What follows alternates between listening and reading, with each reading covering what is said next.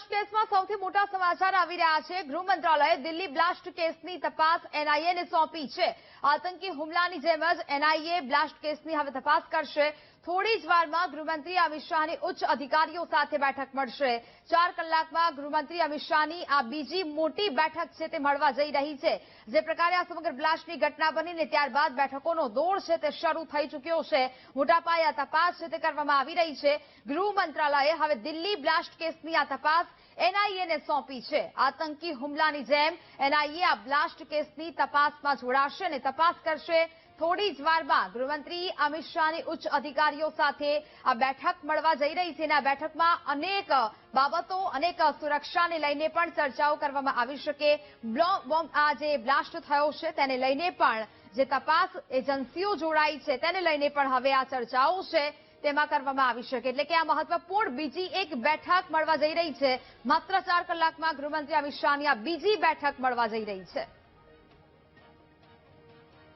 તો જયદેવ જોશી આપણી સાથે રક્ષા વિશેષજ્ઞ જોડાયા છે। જયદેવભાઈ, ખૂબ ખૂબ સ્વાગત છે આપનું વીટીવી ન્યૂઝમાં। હવે જે પ્રકારે આ બ્લાસ્ટ થયો, આટલા લોકોના મોત થયા, એનઆઈએ હવે આ બ્લાસ્ટ કેસની તપાસ કરશે અને એક બાદ એક બેઠકોનો દોર પણ ગૃહમંત્રી અમિત શાહ કરી રહ્યા છે। બેઠકો એક બાદ એક, શું કહેશો સૌથી પહેલા તો? યસ, ડેફિનેટલી આટલી બધી બેઠકો અને આટલી બધી મીટિંગ અને કદાચ હજી સુધી કંઈ પણ વધારે નક્કર કે આ ટેરરિસ્ટ કૃત્ય ક્યાંથી થયું, કેમ ઉપજ્યું, કે પછી કોઈ ટેરરિસ્ટ ઓર્ગેનાઇઝેશને પણ એની જવાબદારી નથી લીધી, એ દિશા તરફ સૂચવે છે કે એ ગુજરાત હોય, ફરીદાબાદ હોય કે પછી દિલ્હી હોય, એ અલગ અલગ ઘટનાઓ છે, અલગ અલગ બનાવો છે, એક મોટી સાજિશના, એક મોટા લાર્જર પ્લાનના એ તરફ દિશા નિર્દેશ કરે છે।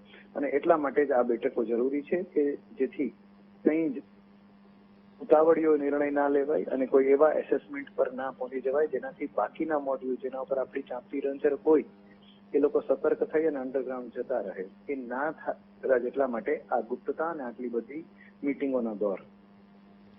બિલકુલ જયદેવભાઈ, એટલે આપણે 2025માં અનેક ઘટનાઓ તો જોઈ છે, પરંતુ ફરી એક વખત આ ડિસેમ્બર પહેલાની આ મોટી ઘટના કહી શકાય 2025ની, કારણ કે જે પ્રકારે આ બ્લાસ્ટ થયો અને હવે જે પ્રકારના આદેશો એક બાદ એક આપવામાં આવી રહ્યા છે, હવે એક સમાચાર એ પણ મળી રહ્યા છે કે એનઆઈએ આ બ્લાસ્ટ કેસની તપાસ કરવા જઈ રહ્યું છે। એટલે હવે કઈ દિશામાં તપાસ હાથ ધરવામાં આવશે? ગઈકાલથી જ એનઆઈએ અહીંયા છે, એટલે ડેફિનેટલી એનઆઈએ એની અંદર બધા જ રાજ્યોની પોલીસ, બધા જ રાજ્યોના આઈપી એમને તો આવરી જ લેશે, સાથોસાથ એફએસએલ પણ કેન્દ્રીય લેવલે આવરી લેશે અને રો ના ઇનપુટ્સ જો જરૂર પડે તો અથવા બીજા કોઈ પણ પ્રકારના ઇનપુટ્સ કરવા હોય તો એ એનઆઈએ સર્વોચ્ચ એજન્સી હોવાના કારણે સંકલનમાં કોઈ પ્રશ્ન ના આવે એના કારણે એની લીગાલિટી અને ઓથોરિટી, જે ઘણી બધી વખત બ્યુરોક્રેટિક આખી અફસરશાહીમાં તપાસો ઢીલી અને ધીમી પડી જતી હોય છે, એ ના થાય એટલા માટે શરૂઆતથી જ એનઆઈને રોપિંગ કરેલું છે।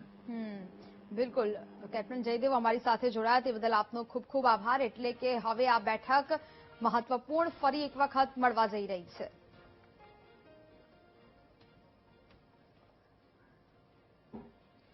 દિલ્હીમાં બ્લાસ્ટ પછીના સીસીટીવી સામે આવ્યા છે। અચાનક બ્લાસ્ટથી અફરાતફરીનો માહોલ જોવા મળ્યો।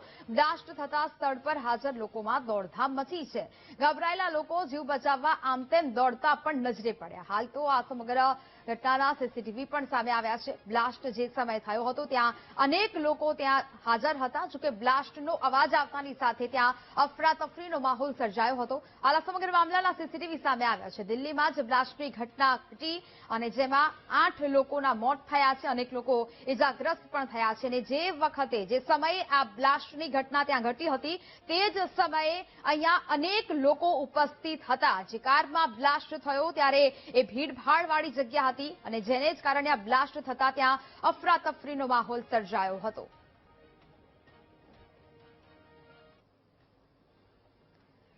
દિલ્હી બ્લાસ્ટ કેસમાં કાર્યવાહી તેજ બની છે। જમ્મુ કાશ્મીર પોલીસે લખનૌથી મહિલા ડોક્ટરની ધરપકડ કરી છે।